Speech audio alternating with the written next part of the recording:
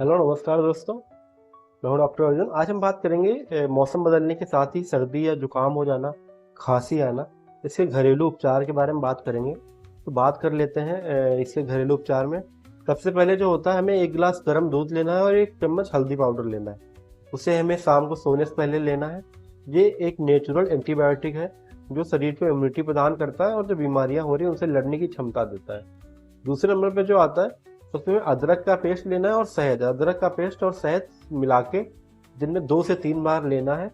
ये काफ़ी मदद करता है खांसी में और जुकाम में। तीसरे नंबर पे हम बात करेंगे कि हमें गर्म पानी से स्टीम लेनी है। स्टीम क्या करती है, जो हमारी सांस लेने में प्रॉब्लम हो रही होती है खांसी या कोल्ड की वजह से, उसे साफ करता है और सही करता है। ऐसे घरेलू उपचार के लिए हमारे चैनल सब्सक्राइब करें। Thank you so much.